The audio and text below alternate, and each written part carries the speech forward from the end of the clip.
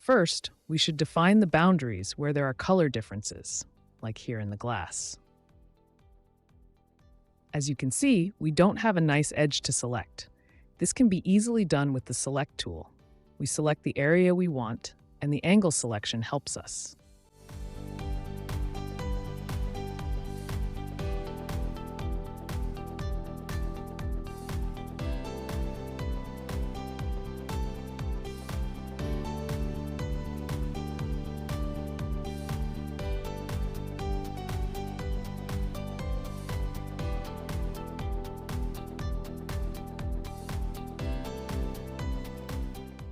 However, we can't really determine where the glass ends or starts by scanning alone. But that's not a problem. We roughly select the whole thing and press the B shortcut or go to Modify Smooth Boundaries. Now, you can see that the glasses are selected for us. If the selection is not perfect, we go back and choose the glass more accurately.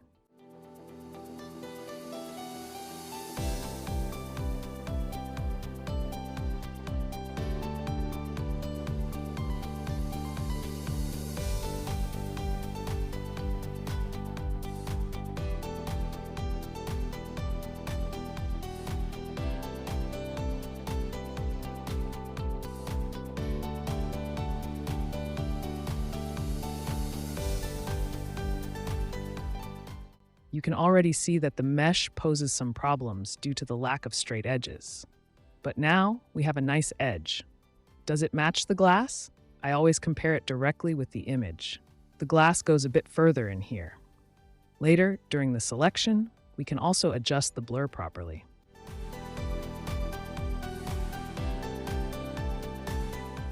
But if the selection is good and a new face group is created, we can select it again with a double click later.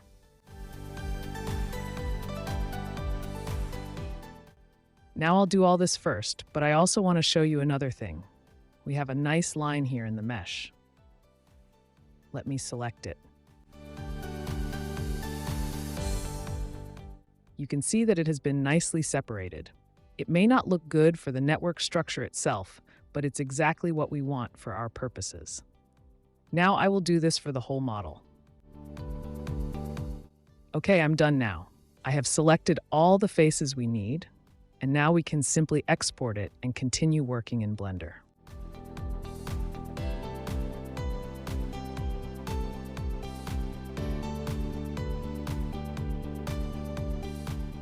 In Blender, the first thing we do is import the file. I removed the lighting and other objects, and you can see that when I re-add the lighting, it seems relatively small compared to the model because the scaling of the 3D scan is usually large.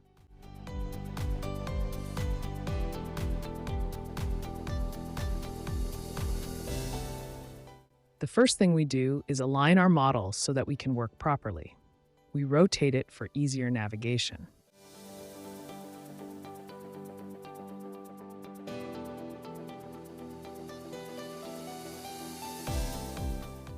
Now, in the Edit mode, we can see all the lines which we need to select. Let me demonstrate quickly with a button as an example.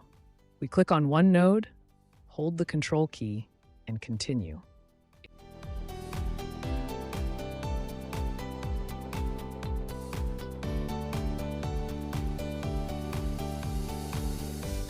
It will take the shortest path, so it might not necessarily follow the lines we added.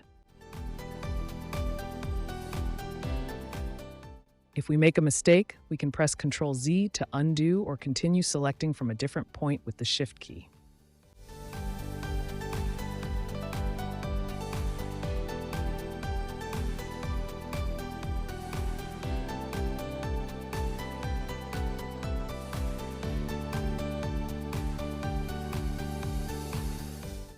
Okay, we have selected it. Unfortunately, Blender doesn't have face groups, so we have to press Ctrl-E, Mark Seam to mark the seam.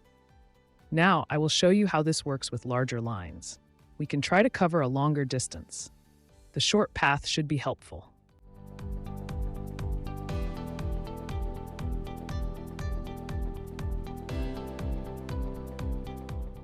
As you can see, there are some points that are not selected. This is because these points are overlapping. The mesh of the 3D scan is quite catastrophic. In this case, we need to make sure the line is properly marked.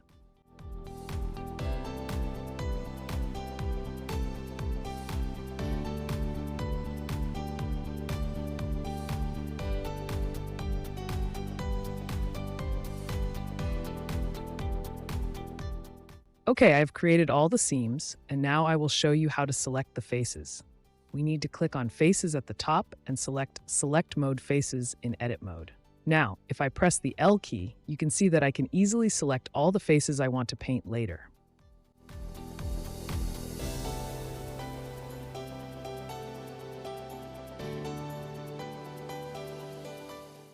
Alright, now let's go into Object Mode. Select our model at the top, go to the Materials tab, and first assign our ground material.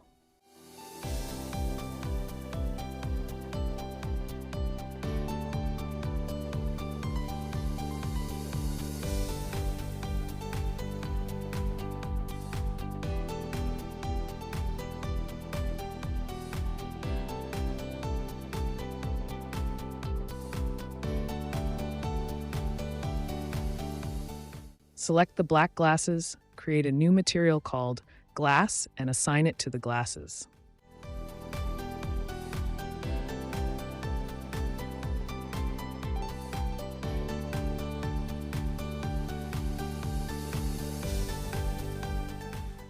Now, I will just make it black.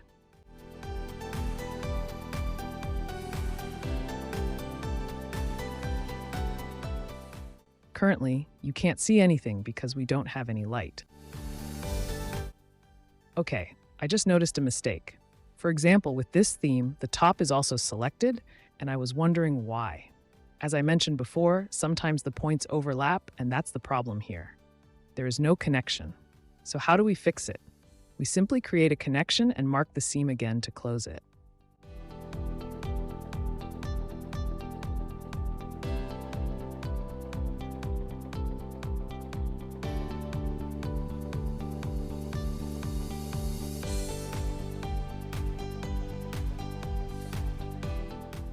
Now, we can select only the bottom.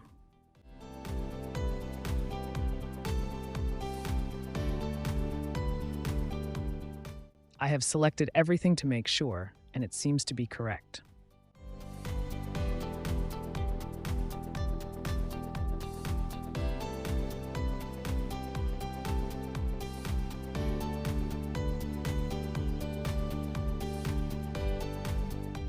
Now let's switch to Viewport Shading and Object Mode to see that it looks weird.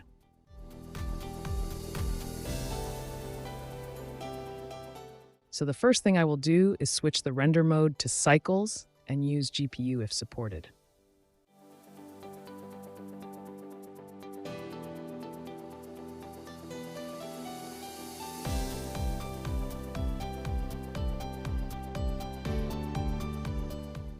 It's still quite dark, so let's bring up the intensity of the area light using Shift-A in Object Mode.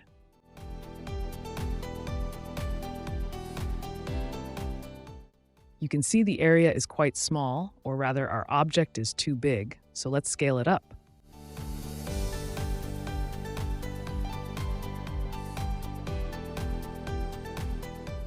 It's still not better. Why? Let's select this area light, as it only has 10 watts. If we put in something like 10,000 watts, it looks different. We can even go for 50,000 watts, although that would be too bright. Let's not exaggerate because we just want to texture it. I have my materials here, Blender Kit add-on, and we can take a look at different materials here. For example, let's search for black glass.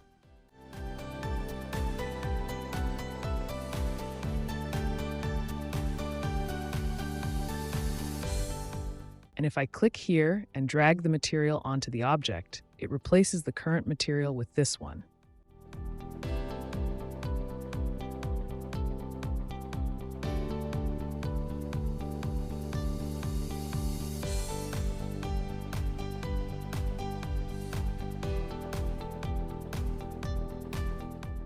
Let's try plastic look.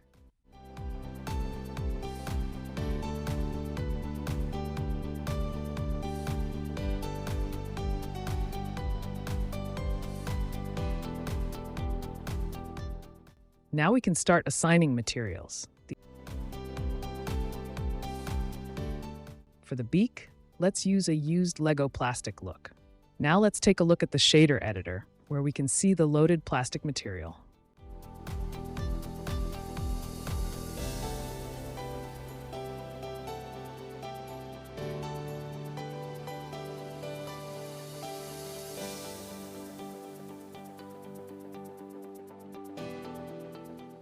Ultimately, we are done, and now we can properly assign our materials. That's what I wanted to show you. The rest is up to you and your settings, depending on your skills.